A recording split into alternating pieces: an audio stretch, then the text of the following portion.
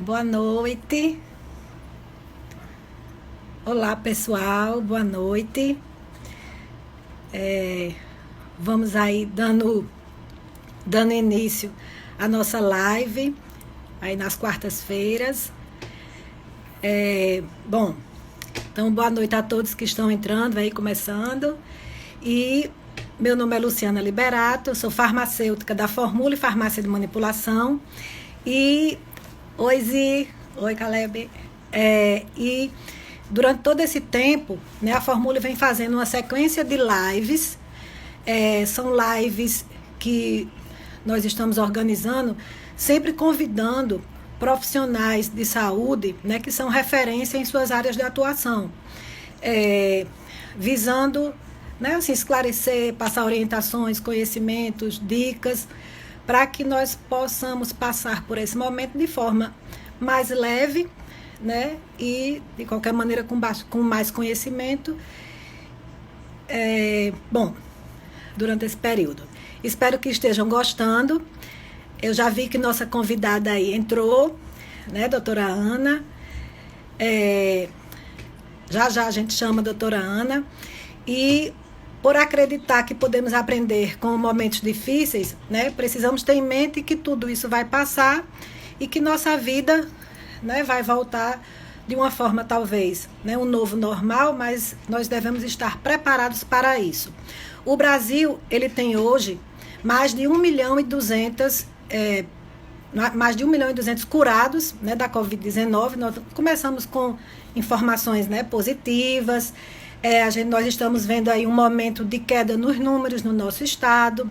O Rio Grande do Norte é um dos 5 estados que está vendo essa queda, né, de diminuição de perdas para o Covid também. E também é um momento de reabertura de comércio, de estabelecimentos, e vários outros segmentos nos próximos dias. Então, por tudo isso, e principalmente por imaginar que, né, afirmar que a gente quer passar por tudo isso e tudo que se caminha da forma mais positiva possível, mas mesmo assim, nós sabemos que existem patologias, né? Existem alguns transtornos, doenças que podem acontecer, né? Que às vezes estão sendo observadas durante esse período, né? Durante o aparecimento, e às vezes algumas doenças que aparecem ou outras que já existiam e são agravadas.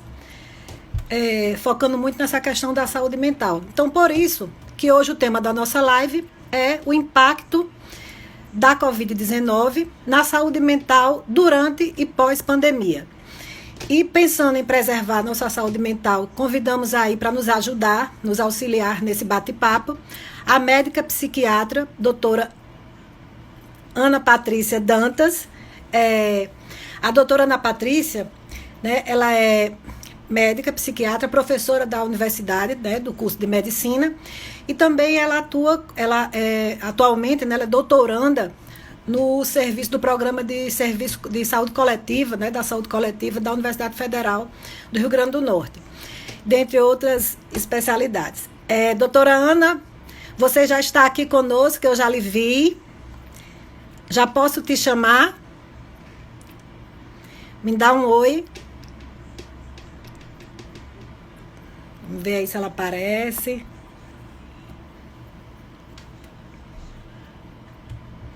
Opa, eu tô vendo aí. Solicite.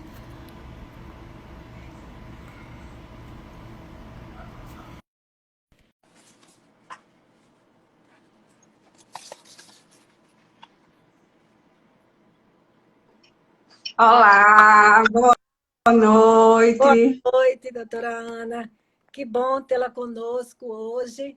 Primeiro eu quero agradecer, né, por ter aceito aí o nosso convite em meu nome, em nome da Formule, para que a gente possa estar conversando hoje um pouco sobre esse tema que é tão importante. E antes de começarmos, né, a conversar, gostaria que falasse, que se apresentasse um pouco para o pessoal aí que está conosco, que já está aí, que tem bastante gente. Eu sou Ana Patrícia, né? Como você bem me apresentou aí para quem está entrando. Sou psiquiatra, fiz faculdade aqui na UFRN, fiz residência na Unifesp, já estou há alguns anos atuando nessa área, né? Uhum. E sou professora da UFRN, já falou, trabalho no Centro de Referência de Saúde do Trabalhador e estou aí. Vamos começar, Lucina, vamos Vamos conversar lá, a respeito, vamos né, lá, desse momento. com certeza. É, Obrigada pelo convite, né? obrigada aí por ter você conosco, é uma honra. É, e vamos ver, vamos conversar um pouquinho sobre essa questão do, né, de quão importante afeta esse isolamento, que pode de repente ter diminuído, mas ainda é um fato que existe e que já existiu de forma mais intensa.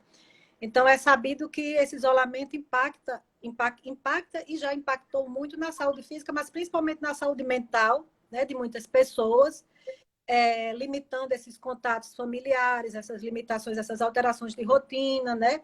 As restrições mesmo a pequenas ações, como a ida, às vezes, em algum local, né? Um café, o próprio uso da máscara, né? Nos faz ter aquela sensação do medo iminente da contaminação, o medo de adoecer, né? Tudo isso está sendo crucial na evolução e, às vezes, e também no surgimento de algumas patologias. Nesse momento, né, aqui dentro dessa questão que a gente está conversando, existe, como é sabido, três categorias, ou pode-se dizer assim, três públicos. Aquele paciente que não tem, né, não tem nenhum transtorno mental, o paciente que já é adoecido, né, antes da pandemia já tem uma doença mental, um transtorno, né, uma depressão, ansiedade, enfim. E aquele paciente com uma predisposição para adoecer, às vezes um gatilho, alguma coisa. Então, com relação a isso, né, a todas essas situações ligadas à possibilidade do paciente, né, do cuidado desse paciente, o paciente que já é doente, de não deixar o seu tratamento, de buscar a ajuda do seu psiquiatra, até mesmo pela questão que a gente sabe que já existe a telemedicina, né, não tomar nenhum tipo de atitude, né, sem consultar o especialista. E a possibilidade disso gerar, né, em algumas pessoas, um estresse, né, um estresse mais intenso, um transtorno de ansiedade, uma depressão, ou algumas compulsões, alimento, bebida alcoólica, enfim. Como, então, quais as patologias e transtornos que esse isolamento diretamente nos afeta, né, tem afetado? Luciana, a questão da pandemia é uma questão que afeta diretamente na saúde mental praticamente de todos, né? Só que de maneira diferente, né? Algumas pessoas vão, de uma forma geral, você está lidando com incertezas, com a situação de medo, né? Do novo, né? Do medo de adoecer, de uma ameaça que a gente não sabe exatamente o que é que pode acontecer, né? E isso, de uma forma geral, afeta todo mundo. Só que algumas pessoas em menor grau, algumas vão adoecer e outras vão conseguir lidar melhor com essa situação, né? Aí tem várias questões envolvidas. Você começou falando aí sobre o isolamento, né? A gente está com praticamente 4 meses já de início da pandemia. Então, para os grupos de risco, apesar de já haver uma flexibilização no comércio aqui na nossa cidade, mas os grupos de risco continuam ainda em isolamento, na sua maioria, porque a doença ainda continua, enquanto a gente não tiver vacina, enquanto não tiver um tratamento eficaz, a gente não pode dizer que foi embora, né? Tem um decréscimo no número, mas a epidemia não acaba, a pandemia não acabou. E então as pessoas já é um período muito longo de alteração das rotinas, né, do dia a dia das pessoas. E isso afeta principalmente mais os grupos de risco, porque primeiro que eles estão mais isolados, né, a maioria em casa, muitos distantes da família, né, com um isolamento real mesmo com relação à família. E isso pode acarretar uma série de alterações do ponto de vista psiquiátrico, né? Os transtornos de ansiedade são os principais, assim, que a gente tem visto bastante durante esse período, né? Então, algumas pessoas que não tinham histórico de adoecimento né, de nenhum problema dessa natureza, psicológico ou psiquiátrico, mas diante desse temor, dessa situação, do distanciamento dos netos, dos filhos, da alteração da rotina de trabalho e tudo, essas pessoas começam a ter alterações de sono, então começa a não dormir tão bem, começa, às vezes, em determinados períodos, a ficar somatizando, achando que estão com determinados sintomas, que pode ser a doença, às vezes sem ser, né? E a ansiedade, ela é um problema de saúde psíquica, mas que ela afeta o organismo inteiro. Então, ela provoca muitos sintomas físicos e, muitas vezes, esses sintomas físicos são confundidos com doenças do corpo mesmo. Né? Então, às vezes a pessoa está sentindo falta de ar, então de repente acha que já está com um quadro respiratório, mas a falta de ar, ela pode ser um sintoma de ansiedade também, né? Palpitação, né? Então muitas vezes o coração dispara, o coração acelera, às vezes tem sensação de desmaio, às vezes como se fosse passar mal mesmo. Enfim, uma série de alterações que tanto vão interferir com a qualidade de vida daquela pessoa, como podem ser confundidas com outras alterações físicas, inclusive com o próprio Covid, né?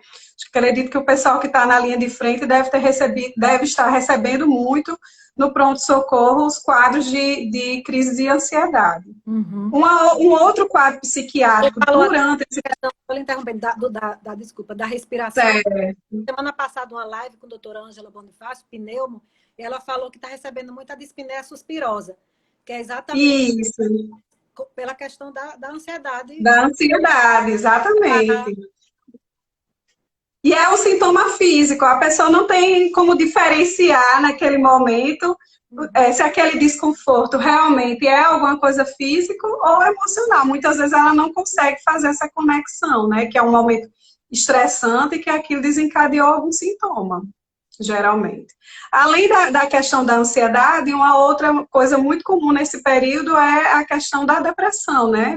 Ou da piora de um quadro pré-existente, ou até de um quadro desenvolvido nesse momento, né? As pessoas ficam mais isoladas, sem atividades de lazer, com alteração de rotina, então começam a se sentir mais tristes, às vezes com sentimento de vazio, achando que as coisas estão um pouco sem sentido, com vontade de chorar. Às vezes tem gente achando que de uma forma mais pessimista, então que de repente vai contrair a doença e vai ter um desfecho negativo, né? Então começa a ver algo muito negativo que isso não vai melhorar mais. E isso também afeta bastante, né? Qualidade de vida da pessoa e o funcionamento habitual, né? Por que é importante a gente falar sobre essas coisas, Luciana? Porque, às vezes, esses sentimentos eles vão começando de uma forma leve. Isso. Né? Às vezes, eles não começam de forma intensa, eles não são diários, eles não já começam incapacitantes, né? Então, eles vão começando de forma mais leve e, aos poucos, eles vão aumentando a gravidade. Se a gente não se perceber, não olhar para si, né, esses sentimentos e sensações vão tomando conta e gerando um adoecimento real, mesmo com comprometimento, né, do indivíduo. Os sinais, né, que a gente até comentou, os sinais que às vezes a pessoa não percebe, às vezes é o companheiro ou quem mora, né? Isso, quem convive, algum familiar, às vezes que... mudança de forma de comportamento, né, diferente, que isso aí pode, de repente, indicar uma necessidade de um cuidado, né, de um olhar diferenciado. Sem falar que a gente está falando assim, de isolamento, né, a gente já está falando que realmente aumentou muito o adoecimento, mas é importante a gente discutir sobre essas questões, porque o foco principal é evitar que isso aconteça, né, tentando minimizar as mudanças que o novo normal, né, está causando na nossa vida. Então, por exemplo, não pode estar encontrando com os amigos, com familiares, de forma física, de forma próxima, mas tem que aumentar pelo menos o contato de alguma outra forma, por videoconferência, ou respeitando um distanciamento seguro. Mas, assim, não dá para ficar completamente isolado, né? O ser humano é um ser social, né? Ele não fica bem completamente isolado de outros, né? E a gente tem que ver quanto isso afeta na saúde mental. Então, tá parado dentro de casa, mas já para fazer uma atividade física, né? Então, tem que tentar se organizar para fazer uma atividade física. Não é porque não está indo ao trabalho que de repente não vai ter hora mais para dormir, não vai ter mais hora para acordar, não vai se alimentar adequadamente, porque todos esses fatores vão contribuir para um possível adoecimento. Certo, isso mesmo. Né? Então, a gente tem que pensar no dia a dia mesmo, numa nova organização, numa adaptação à situação atual, para que as pessoas fiquem da melhor forma possível. Certo. Bom, e diante disso, assim, sabemos que, né, você até comentou aí, dentro dessa pergunta dos transtornos e patologias que podem ser desencadeados com essa questão do isolamento, mudança de rotina, tudo isso, o grupo de risco, né, que você comentou, então, de repente, assim, até os mais afetados, porque não foi flexibilizado, até pelo cuidado mesmo. Esses pacientes, eles podem desenvolver, às vezes até não por ser algumas situações, no caso do idoso, mas experiência de vida, às vezes até resiliência acontece. Então, mas também, como você falou, a distância dos netos, outras situações. E eles são A mais... família. Exato, assim, seria o grupo de risco, que a gente fala, o grupo de risco não é só, né, o idoso envolve aquele grupo que é tido na Covid-19 como grupo de risco. Eles têm mais probabilidade, diante desse isolamento, né, assim, mais intenso, de serem afetados Certo. né, por exemplo, às vezes o idoso, o esquecimento, né, o excesso de cuidado, que às vezes tem maior. O que é que você acha disso? Com relação aos idosos, se eles seriam um grupo de risco mais afetado com relação a... O grupo de risco, Eles, de maneira geral, por o eles grupo de risco, de uma forma geral, eles são mais afetados do ponto de vista de saúde mental, porque eles acabam tendo um receio maior, né? Um medo maior, isso, né? Então, isso pode exacerbar os sintomas, né? Então, o pânico de repente, passar no elevador e se contaminar, de ter que ir em algum local, de ter que sair de casa e nessa saída haver uma contaminação, principalmente esse receio da contaminação, o medo dos desfechos que isso pode acontecer e o isolamento propriamente dito, né? Porque eles O sabem que... distanciamento dos familiares, dos amigos, Isso. dos netos. Por Então, eles... assim, realmente os idosos são um grupo muito afetado, tanto para a depressão quanto para a ansiedade nessas situações, mas a gente vê outros grupos também bastante afetados, né? Como pessoas com comorbidades clínicas, né? Diabetes, hipertensão, obesos. Uma outra classe que a gente também não pode esquecer é quem está na linha, os profissionais da linha de frente, né? A gente vai conversar isso, Vai porque falar. é realmente um cuidado que tem que ter redobrado, às vezes, talvez, né? Na maioria das vezes. Mas quando eu falei assim do grupo de risco, realmente é o medo deles, mas principalmente por eles saberem que, assim, existe a possibilidade maior de, num contágio, evoluir para a forma Ter um grave, desfecho mais negativo. né? Existe uma possibilidade, né? Mas às vezes o medo, o pavor e o medo, ele começa a ser exagerado, né? É como se isso acontecesse, só tivesse esse caminho negativo, né? Quanto a gente sabe que o maior percentual é que tem um desfecho positivo. Tem um risco maior, mas não quer dizer que necessariamente, se for acometido, né, vai ter uma complicação mais grave. Com certeza. Então, diante você já entrou aí na questão do grupo aí dos profissionais da área de saúde, né? Os médicos, enfermeiros, né? Quer dizer, quem está, fisioterapeuta, né? Os auxiliares e tudo. Todo o grupo, né? Que estão, tanto os profissionais, aqueles profissionais de saúde, de uma maneira geral, mas principalmente aqueles que estão na linha de frente, né? Que realmente estão, né, no dia a dia de uma forma mais intensa. Então, para eles, a gente vê algumas informações ligadas ao novo, que a gente chama de novo, perda de realidade e isolamento. Então, o novo, mostrando que o novo é mais porque, assim, ainda já foi mais, mas ainda é aquela questão de uma doença nova, como conduzir, como é que isso conduz tudo isso? Se trata, se previne, né? Essa questão da evolução, Ele né? se contaminar, de levar para casa, né? As perdas, né? A perda do colega de trabalho, que isso já vai sobrecarregar, a perda do Os paciente. próprios pacientes, isso. Então, isso já às vezes sobrecarrega aquele médico, no caso, aquele profissional, as próprias condições estruturais, ou de infraestrutura, ou de equipamento do local onde está sendo trabalhado, EPI, respiradores, e o isolamento, que é como você falou, e a questão de levar, do medo de levar para dentro da casa, né? E às vezes tendo que não ter contato com o familiar e ficar, vamos dizer, confinado àquele ambiente de tratamento, aquele ambiente, aquele hospital, aquela instituição. É isso? Então, isso gera aquele favorecimento, provavelmente, às vezes até de algumas síndromes, como o burnout, como a gente. Mas como é que diante disso, né? Baseado nessa informação, quando falamos nesse grupo, como é que você avalia isso? Como é que pode ser conduzido? O grupo de profissionais da área da saúde, ele principalmente, né, e outros da linha de frente, Claro. profissionais de segurança, mas a gente está focando nesse momento mais na área da saúde, principalmente os da linha de frente, eles têm um risco maior de adoecimento. Né, porque por lidar com o estresse maior, como você mesma disse, né, a questão do risco maior de contaminação, de ver adoecimento de colegas, perda de colegas, inclusive, né?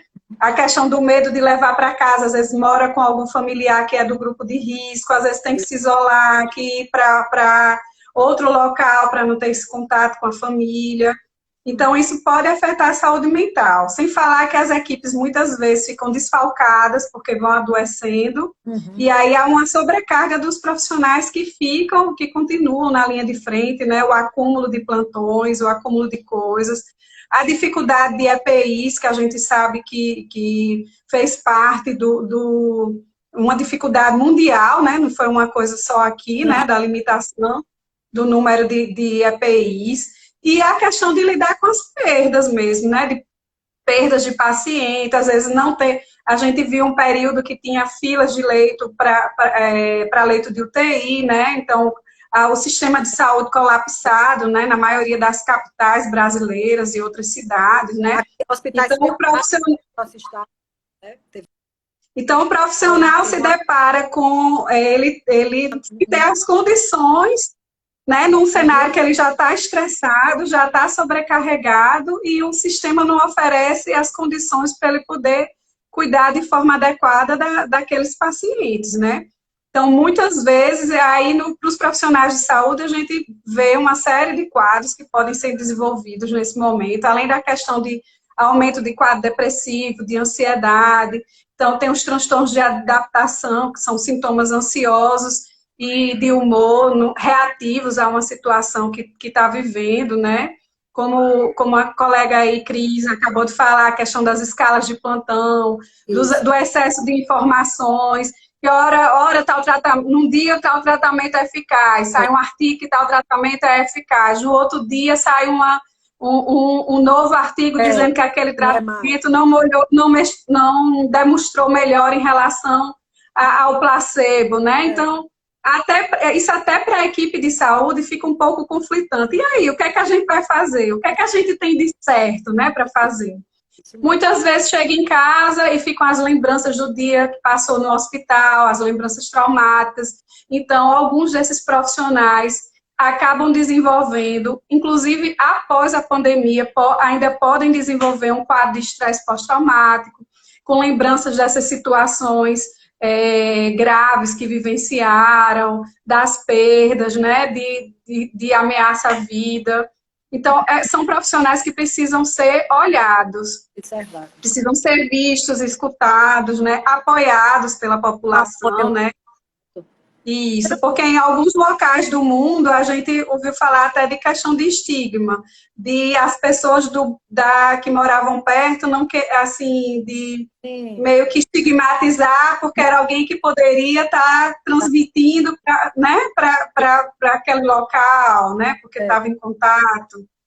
Né? Então, são coisas que a gente precisa olhar direitinho para esses profissionais também. Porque às vezes eles podem, de repente, ser afastados, não só porque adoeceram da Covid, mas porque desenvolveram uma doença relacionada a uma fadiga excessiva, né? Isso é Isso, burnout, outra, né? Como né? você falou, pela sobrecarga do trabalho. Outra coisa que termina também saindo, né? Vamos dizer, da batalha. Isso.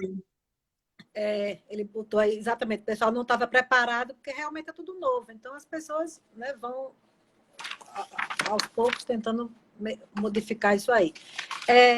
Com relação aos.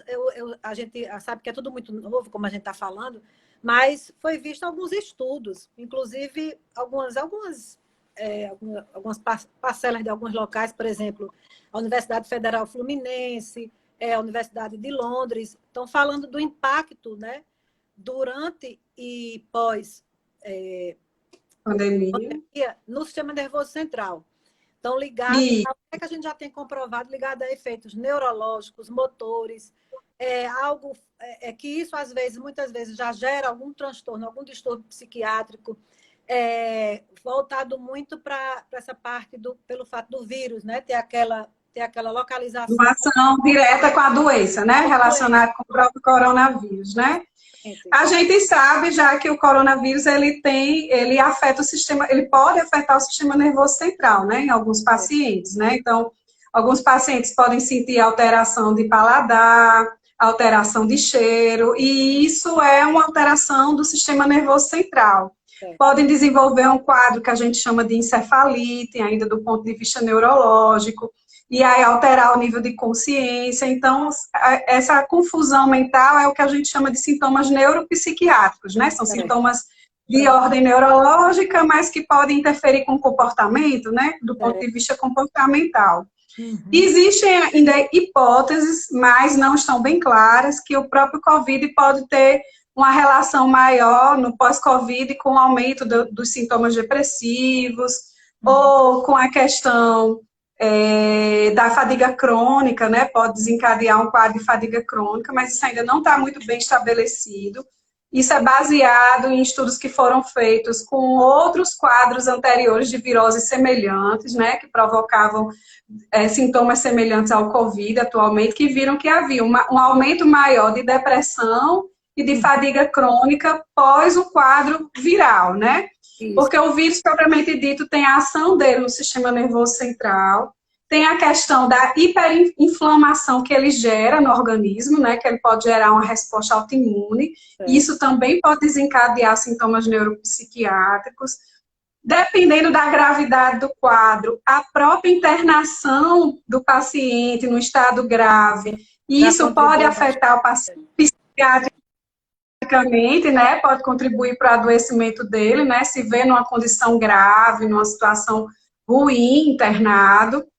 Algumas medicações que são utilizadas durante uma internação num paciente grave, como, por exemplo, corticóide, algumas medicações podem desencadear também quadros de humor, quadros psicóticos. Então, são muitas vertentes. Na verdade, a pandemia, de diversas formas, ela pode afetar a saúde mental, seja pelo isolamento, seja pela alteração de rotina, seja pelos grupos de risco, pela ação do próprio vírus, pela ação da internação, pelas perdas e lutos que não são vividos da forma como nós do Ocidente costumamos, né, viver para lidar com essas perdas, né?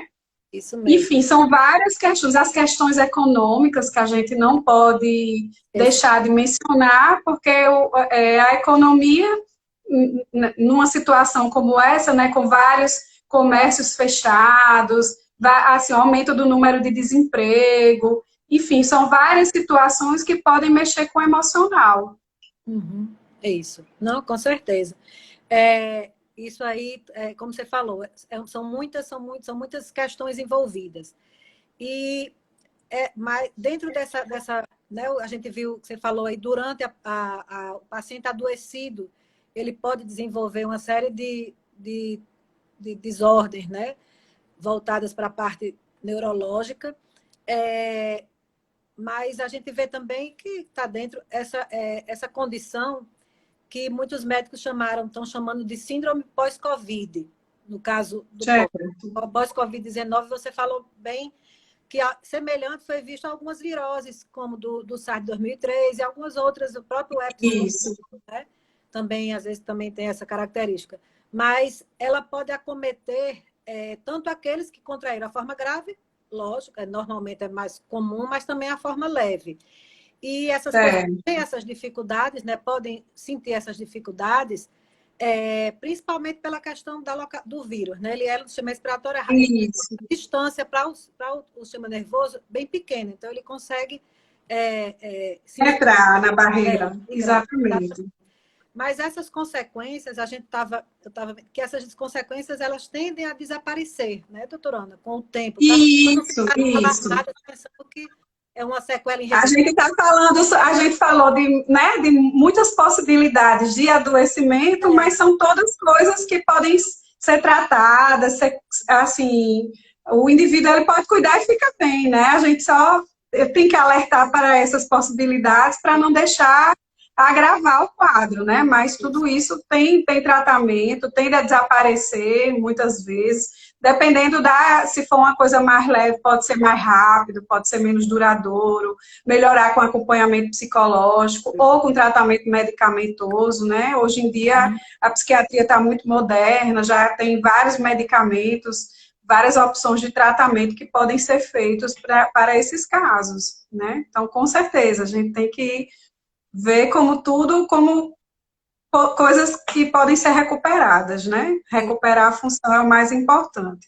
Eu vi que alguém perguntou aí sobre questão de dor de cabeça, né? Se dor de cabeça e febre pode ser sintoma de Covid sem febre. Ou sem sintoma respiratório. Pode sim, tem alguns pacientes que se queixam de dor de cabeça, e febre são sintomas comuns realmente do Covid. Sem ter... Independente de ter sintoma respiratório. Isso. Algumas pessoas passam pelo Covid sem saber que passaram, né? São assintomáticos ou têm sintomas leves. E a gente viu que também, às vezes, o idoso, né? O idoso, ele é um pouquinho, tem uma patologia um pouquinho diferente, às vezes ele não tem nada ligado à febre, mas ele não tem nada mais voltado para a confusão mental. Né? Ele não tem a febre, ele tem a confusão mental. Então, às vezes, isso também, esses sintomas da Covid, às vezes, são um pouco diferentes, né? Em algumas pessoas, até cutâneos. Isso. Essa parte dos dedos, com problema circulatório. Com relação foi uma pergunta importante aqui da Betânia, as empresas terão de se humanizar para acolher os seus colaboradores pós-pandemia, pois estão muito abalados emocionalmente, lógico, principalmente aquelas empresas que estavam em home office e que voltaram, né? Então, são tem que lançar a mão de estratégias para uma nova readaptação, né? Foi um período muito grande que esses colaboradores estiveram afastados. Ainda existe o medo, né, de adoecer, de contrair a doença. Então, eu acho que realmente a questão da empatia, da humanização, sempre é importante, principalmente no ambiente de trabalho. Porque o ambiente de trabalho, ele pode ser adoecedor, né? É o nosso sustento, é a nossa base, mas ele precisa ser olhado porque ele pode ser uma fonte de adoecimento. Não, isso aí com certeza. Como sabemos que, né, o estilo de vida, né, claro que impacta na saúde de uma maneira geral, mas principalmente, assim, como a gente está focando na mental, que é como você disse, não tem como separar a mente do corpo, é uma coisa só. Mas isso. Também está assim, bom. Então, de uma maneira geral, como a gente falou inicialmente, né, estamos numa fase de processar o que aconteceu, viver o novo normal, né, com esse nome que se está se chamando agora, incertezas na economia, as crianças retomando as suas escolas, né, às vezes a mãe, aquela coisa, não tem mais com quem deixar, porque não tem como ficar com a criança e tem que trabalhar. Sabemos também que os transtornos, como você mesma falou, eles dão sinais, né, que estão, como a gente falou no começo, eles dão sinais de que podem estar aflorando. não perceptíveis para o paciente, e sim, às vezes, pelo familiar, choro fácil, algumas situações. Então, como se pode se identificar, né, um familiar entrando num quadro desse, né, desse depressivo, ansiedade, assim, como identificar de forma precoce para que não haja evolução desse quadro, já que é muito mais fácil tratar o precoce do que uma situação mais crônica, né, mais aguda. Desculpa, mas certo. A identificação dos quadros de ansiedade, especificamente, que você perguntou? assim, Ou geral? sinais, o geral, assim, dos sinais, o paciente é aquele, como você falou no começo, em casa, né? Assim, ele está começando a ter as manifestações porque ele vai começando a retomar, né? Isso pode se manifestar de diversas formas, né? Então, pode ser um medo muito grande, um pavor muito grande de adoecer ou de outra situação, alteração de sono, pode vir com sintoma físico, né? Então, a falta de ar, dor no peito. Tem gente que tem sintoma gastrointestinal, então fica tendo diarreia frequente, náuseas pode acontecer. A gente pode ter uma gama de sintomas físicos e emocionais que podem acometer e que podem dar sinais, né? Às vezes indisposição, fadiga, sensação de fraqueza, o sono não reparador, então às vezes até não tem insônia, consegue dormir umas 8 horas, mas acorda no outro dia como se não tivesse dormido bem, né? Um cansaço, uma alteração no contato, então quem convive percebe que ou está mais calado, está comendo demais, já ganhou tantos quilos na pandemia, ou de repente não tem mais apetite, está evitando falar às vezes com os familiares pelo telefone, não quer ser visto. Então, são muito. Isso, alteração do comportamento. Geralmente, isso acaba gerando uma alteração do comportamento que é perceptível para quem está convivendo, para quem está junto. Muitas vezes. E acho que a primeira iniciativa que a família deve ter é conversar a respeito, escutar, se mostrar, tentar compreender a situação do outro, né? Muitas vezes, às vezes, o familiar acha que está ajudando e dizer assim, isso é coisa da sua cabeça, tire isso da sua cabeça que você vai ficar bem, é só sua mente que está fazendo isso. E muitas vezes isso não ajuda, né? Então, ajuda muito mais uma escuta com compreensão, acolhendo aquele sofrimento, do que uma palavra propriamente dita nesse sentido. Esqueça que é da sua cabeça. Né?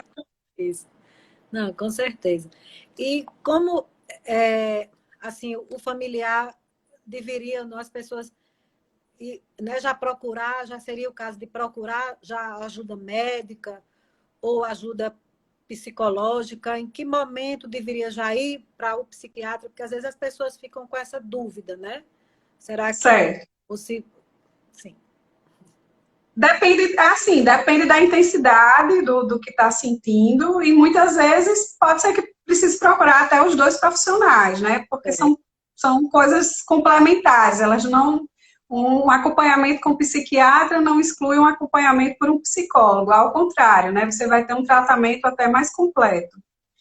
Muitas vezes tem muitos casos, se os sintomas são fortes o suficientes para atrapalhar o dia a dia da pessoa, para atrapalhar a qualidade de vida dela, que ela percebe que tem coisas que ela fazia, que ela não está mais conseguindo fazer, que está gerando um sofrimento, que é desproporcional ao momento, apesar de estar todo mundo vivendo uma certa ansiedade, mas a dela é diferente, é um pouco mais desproporcional. Então, são sinais que aquela pessoa está precisando de ajuda. Muitas vezes, uma ajuda medicamentosa. Nesse caso, seria com o psiquiatra. O psiquiatra é o profissional que faz tratamento de quadros de ansiedade, de depressão, de insônia. Muitas vezes, ainda hoje, a gente tem um pouco da cultura de que o psiquiatra só trata transtornos mais graves. Isso, é um médico para transtornos mais graves, mas não é bem assim. Então, uma insônia, um quadro de ansiedade, um quadro depressivo, um quadro de adaptação, são todas patologias que podem ser tratadas pelo profissional psiquiatra.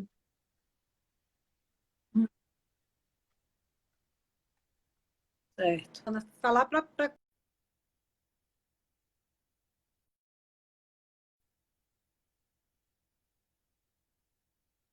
assim, de saber em que momento buscar ajuda. Isso. Né? Porque deu uma travadinha agora, mas você está me ouvindo bem?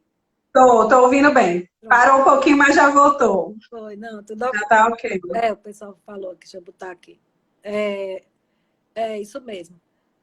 Eu estou vendo aqui tem alguns, muitos fãs seu, né? Muitos pacientes também, eu acho que muitas pessoas. Muitas pessoas queridas. Estou muito feliz com a presença de muitas pessoas queridas aqui. O pessoal gostando aqui. Mandar um beijo para todos que estão aí. E aí, pessoal? Participando. A gente tem médicos aqui, psicólogos, nutricionistas, né? Eu já vi algumas pessoas. Bom, com as orientações que poderiam ser dadas, né? O que podem ser dadas para todos nós, com relação a essa preservação da nossa saúde mental. O que é que poderia, né, assim, alguma orientação, assim, alguma forma de conduzir, tanto as pessoas, né, que eu digo, né, que os profissionais de saúde não sejam pessoas, as pessoas do dia a dia mais... Geral, público geral, né? Como conservar a saúde mental, né? Isso. Então, acho que a primeira coisa é se observar, você conseguir reconhecer seus limites, né? Se organizar numa rotina, né, adequada, como eu falei no iniciozinho. Ter um horário certo para dormir, para acordar, tentar dormir de 6 a 8 horas diárias. Tem gente que trabalha muito, ou que o sono é muito irregular, e a uma hora aquilo vai sobrecarregando, né? Tirar um horário para descanso, tentar praticar atividades físicas, mesmo durante a pandemia, se cercar de notícias positivas.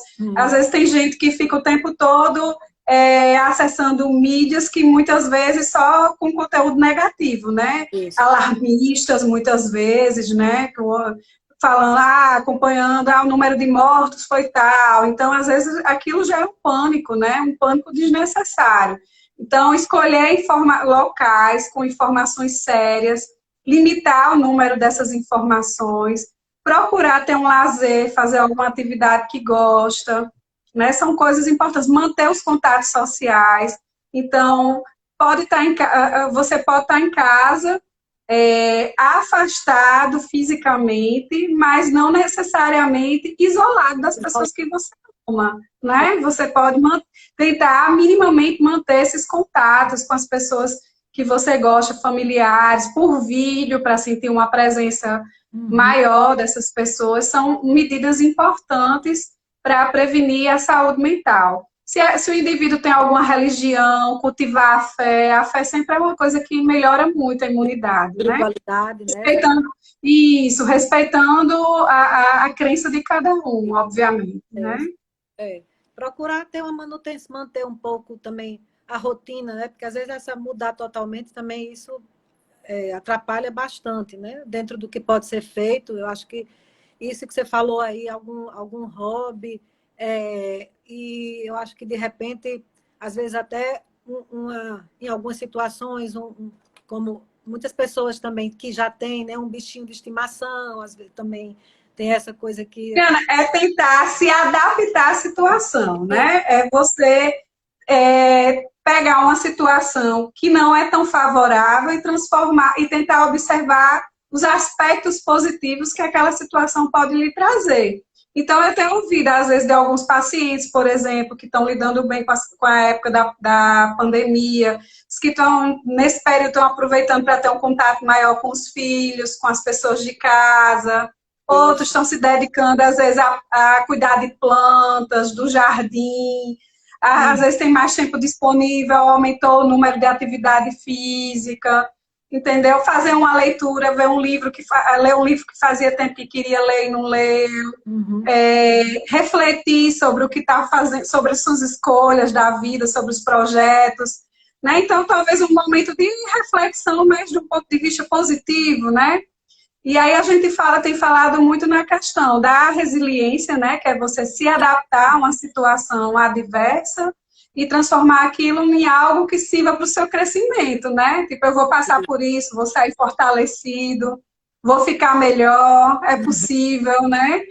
Mais na frente, isso vai, a parte ruim vai passar, não vai ser assim para sempre, né? Tentar encarar as coisas de uma forma mais otimista, mais positiva, que isso, inclusive, melhora a imunidade, né?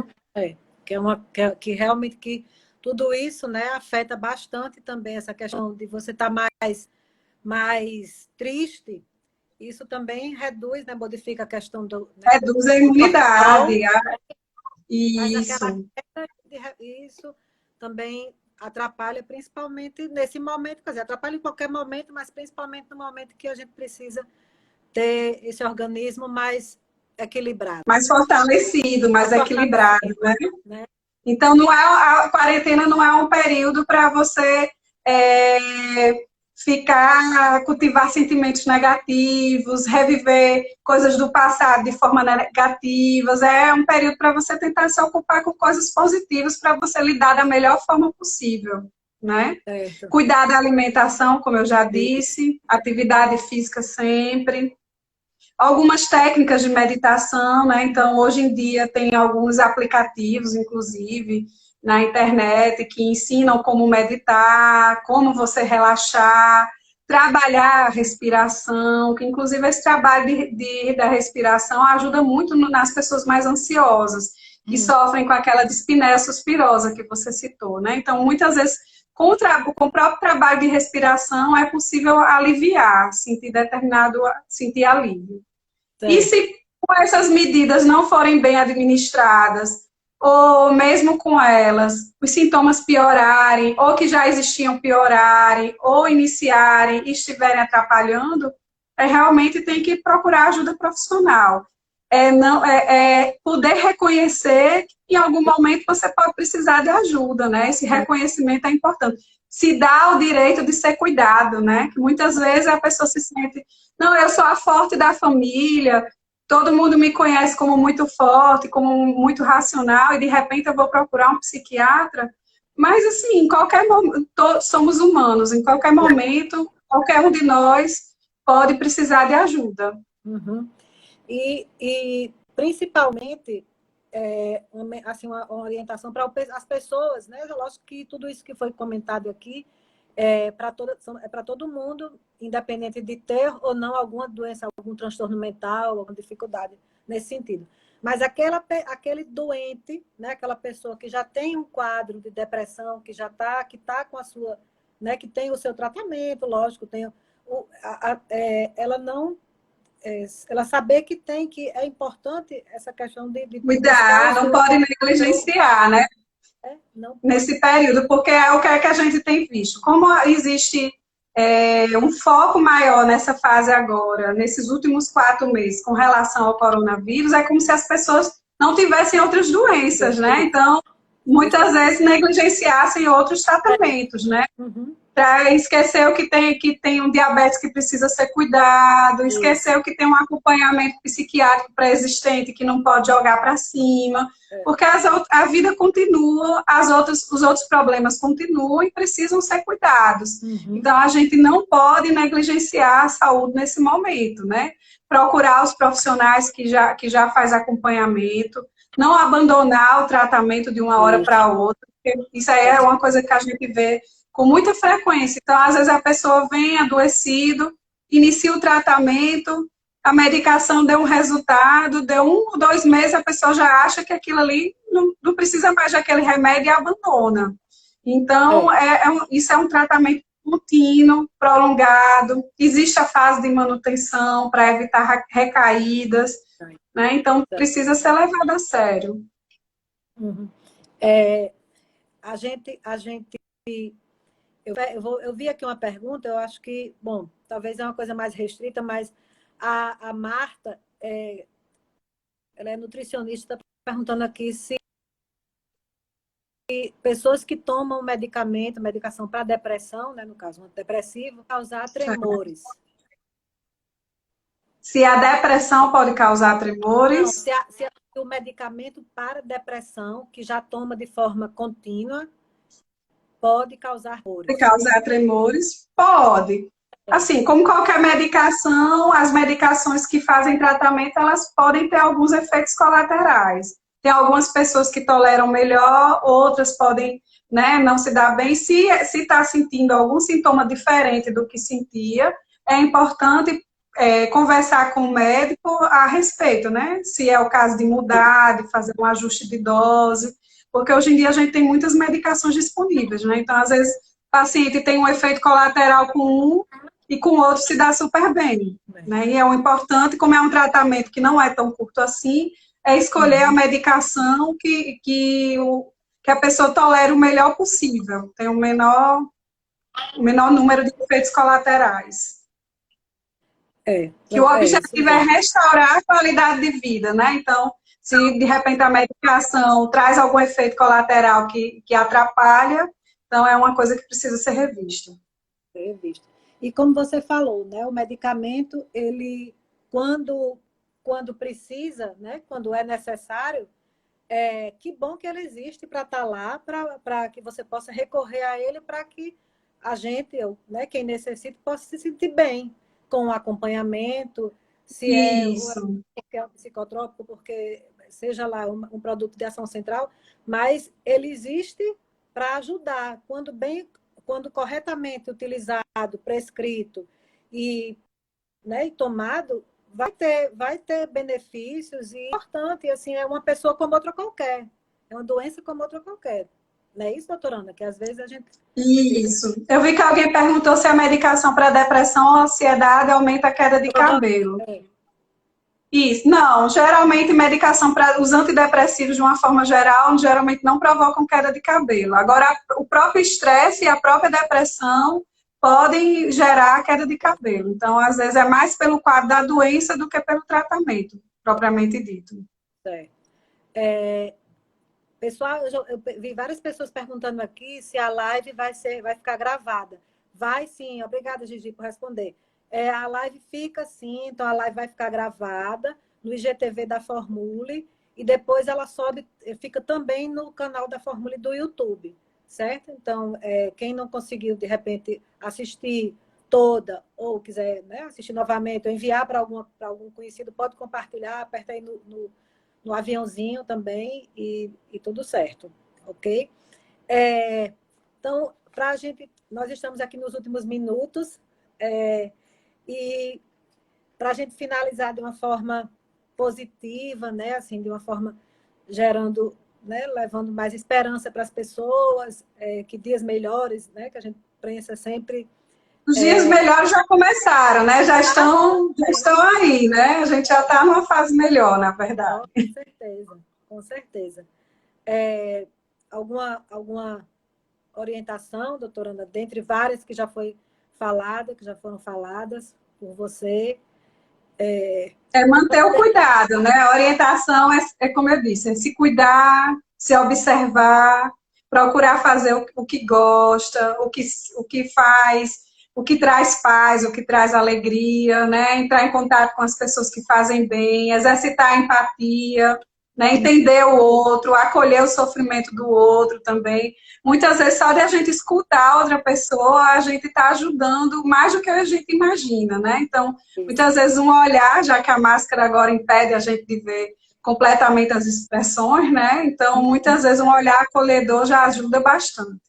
E ficar atento, né, aos próprios sintomas, aos sinais do organismo, da mente, do corpo, seu, dos familiares, e se reconhecer que existe necessidade de algum tratamento, não evitar esse tratamento. Buscar se cuidar para restabelecer o mais rápido possível o bem-estar, né? Porque eu acho que o mais importante é a nossa saúde, tanto física quanto mental, né? Com certeza. Que bom que as pessoas aí gostaram, estão elogiando aí, achando muito esclarecedor, né? Muito esclarecedor os comentários, agradecendo as palavras de otimismo e as informações, assim, esse compartilhar de conhecimento que foi feito aqui conosco, né? Assim, bastante elogio.